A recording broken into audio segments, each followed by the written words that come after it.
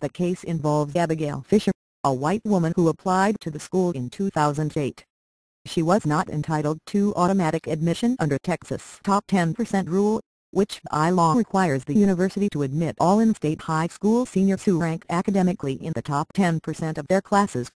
Instead, Fisher competed for admission with others who weren't in the top 10% of their graduating class. And though her academic credentials were superior to some minority applicants who were admitted to the University of Texas, Fisher was not. There were people. Thank you for trying verbose. This recording will go away once the product has been purchased. In my class with lower grades, who weren't in all the activities I was in, who were accepted into UD. And the only difference between us was the color of our skin, she said. She argues in her challenge that the university is not using racial classification of applicants to pursue a compelling state need, since Texas's top 10% rule has already succeeded in giving the university a racially diverse student body. She contends the university is using a form of racial balancing that Supreme Court rulings have banned. The university rebuts her on "Thank you for trying verbose. This recording will go away once the product has been purchased." That point, saying her racial balancing claim is refuted by her own concession that UD has not set any target for minority admissions. The last time the High Court considered racial preferences in university admissions was in 2003, when it decided a case involving the University of Michigan Law School. In that decision the court, ruling 5-4, held that race or ethnicity could be used as one factor in a school's effort to ensure racial diversity in its student body. The court approved the University of Michigan's narrowly tailored use of race in admissions. Thank you for trying verbose.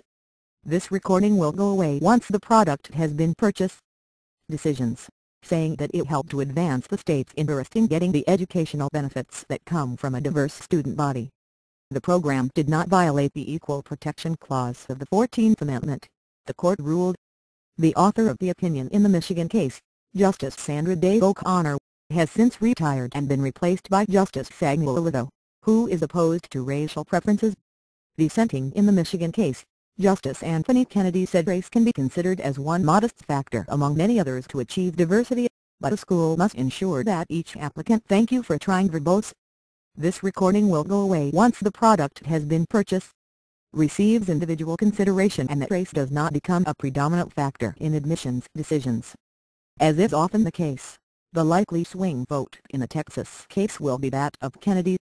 Washington lawyer Tom Goldstein, who teaches Supreme Court litigation at Stanford and Harvard Law Schools, said some observers have wondered how Kennedy can be sympathetic to gay rights, a liberal stance, but seem skeptical of the use of racial preferences, a conservative stance.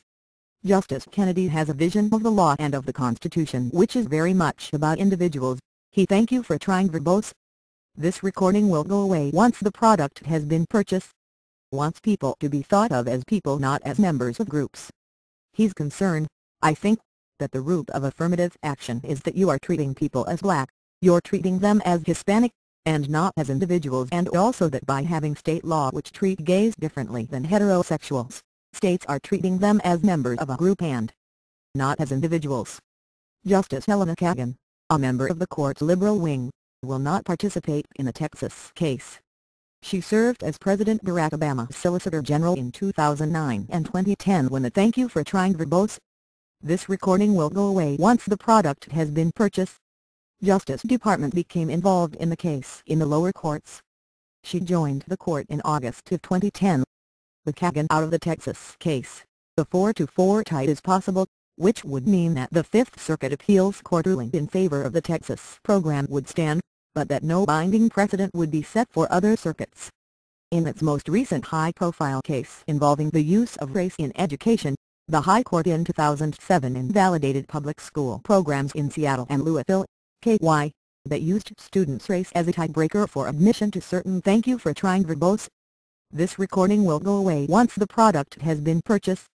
High schools and kindergartens.